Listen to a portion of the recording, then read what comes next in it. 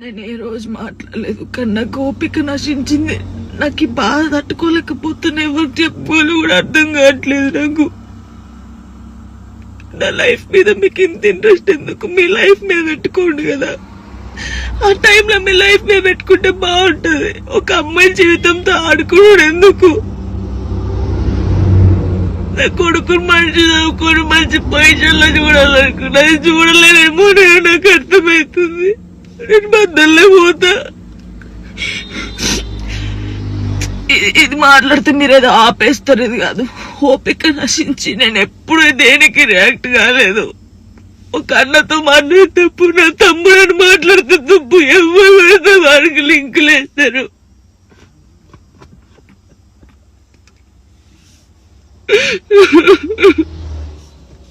నాతో అయితే లేదు. మాట్లాడితే జాన్లూరికి రెండో పెళ్లి, ఒక ఫోటో వేయడం, జాన్లూరికి రెండో పెళ్లి, జాన్లూరికి రెండో పెళ్లి. ఆడోళ్ళు మొగోళ్ళు న్యూస్ రిపోర్టర్స్ అంతా ఇంతేనా? ఒక ఆడపిల్ల బాగా తెలుస్తుంది అనుకున్నా, మీరు కూడా ఇంతేనా? అసలు నా పర్సనల్ లైఫ్ ని ఎందుకు తీస్తున్నారు? మీకు అసలు జానులిరి తప్ప వేరే టాపిక్స్ లేవా? ఎవరో గుడికి వెళ్తే రేప్ చేసి చంపారట, ఆ అమ్మాయి గురించి మాట్లాడచ్చు కదా, ఆ ఎదవల గురించి మాట్లాడచ్చు కదా. చిన్న పిల్లని చంపేస్తున్నారు, వాళ్ళ గురించి మాట్లాడచ్చు కదా. ఎందుకు నా టాపిక్, నా పర్సనల్ లైఫ్? సరే, నా గురించి మాట్లాడినప్పుడు నా గురించి మంచి కూడా ఉంది కదా. 8 సంవత్సరాల నుంచి ఒక కొడుకుని పెంచుకుంటుంది, పద్ధతిగా ఉంటుంది. ఈ షోలో మన తెలంగాణ అమ్మాయి విన్ అయిందని చెప్పొచ్చు కదా, మంచి చెప్పొచ్చు కదా నా గురించి. ఎందుకు నా పర్సనల్ లైఫ్ ఇంత ఘోరంగా? ఇన్స్టాగ్రామ్ లో నా వీడియోస్, నా వాయిస్ కి గలీజ్ వాయిస్ పెడుతున్నారు. నాకు నా కొడుకు చూడడా? నువ్వు ఒక అమ్మ కొడుకే కదా. నీ అమ్మ వీడియో అలా పెట్టి గలీజ్ మాటలు పెడితే నీకు ఎంత బాధ ఉంటుందో అంతకన్నా ఎక్కువ బాధ నాకుంది. ఫస్ట్ టైం అనిపిస్తుంది నాకు చచ్చిపోవాలని, ఇవన్నిటికీ దూరంగా ఉండాలని, ఎక్కడికైనా వెళ్ళి చచ్చిపోవాలనిపిస్తుంది నాకు. నిజంగా లేనట్టున్న లైఫ్ లేకపోతే దీనివల్ల నేను ఖచ్చితంగా చచ్చిపోను. ఒకవేళ నేను నిజంగా చచ్చిపోతే కారణం మీరే అవుతారు, గుర్తుపెట్టుకునేది. ఇంత నరకమా? మస్తు టాపిక్స్ ఉన్నాయి. నా మీద పడేందుకు మీకేమొస్తుంది? నేను చచ్చిపోయినా కూడా నా శవం దగ్గరకు వచ్చి మైకులు పెట్టి ఎందుకు చచ్చిపోయింది తెలుసా, ఎందుకు చచ్చిపోయిందని చెప్తారు మీరు. Hi hello welcome back to Priyanka and creative vlogs. చూసారు కదా, జానులేరి ఒక వీడియో అయితే పెట్టింది. అందులో ఏంటంటే తను టార్చర్ చేస్తున్నారని, ఈ టార్చర్ నేను తట్టుకోలేకపోతున్నానని, చచ్చిపోవాలనిపిస్తుంది అని చెప్పి పెట్టింది అనమాట. అసలు ఏమైంది ఏంటి అని పూర్తి వివరాలు ఈరోజు ఈ వీడియోలో చూద్దాం. అలాగే మొదటిసారి మన ఛానల్ చూస్తున్నట్లయితే లైక్ చేయండి, షేర్ చేయండి, సబ్స్క్రైబ్ చేసి పక్కనే ఉన్న బెల్ ఐకాన్ అనేది తప్పనిసరిగా యాక్టివేట్ చేసుకోగలరు. సో ఏంటంటే ఇక్కడ ఆమె గురించి నెగిటివ్గా ఎక్కువ మాట్లాడుతున్నారు, ఇన్స్టాలో ట్రోలింగ్ ఎక్కువ చేస్తున్నారు అని చెప్పి తన బాధ అనమాట.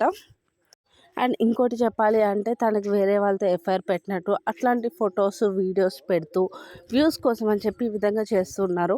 తనకి ఒక బాబు కూడా ఉన్నాడు, ఆ విషయం అందరికీ తెలుసు. ఆ బాబు కూడా ఆ వీడియో చూస్తాడు కదా అని చెప్పి తన బాధ అనమాట.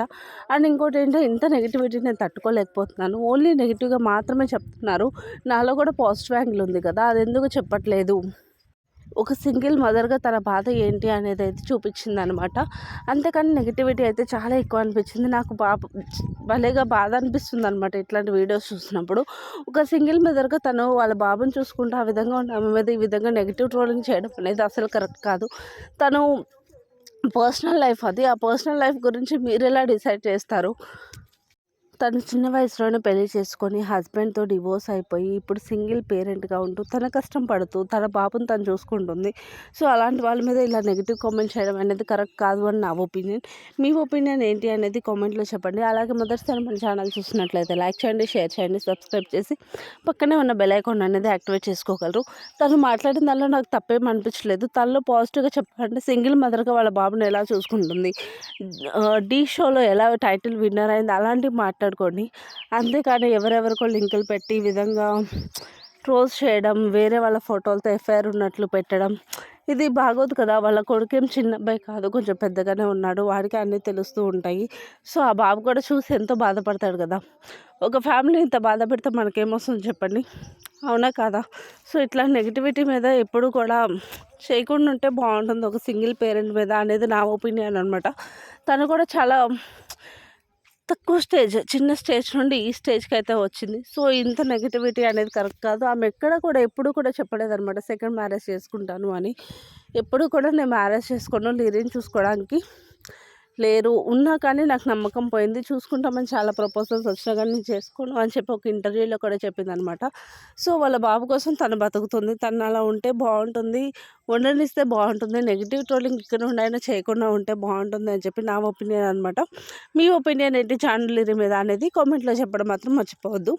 అలాగే మొదటిసారి కనుక మన ఛానల్ చూస్తున్నట్లయితే లైక్ చేయండి, షేర్ చేయండి, సబ్స్క్రైబ్ చేసి పక్కనే ఉన్న బెల్ ఐకాన్ అనేది తప్పనిసరిగా యాక్టివేట్ చేసుకోగలరు. Thank you for watching.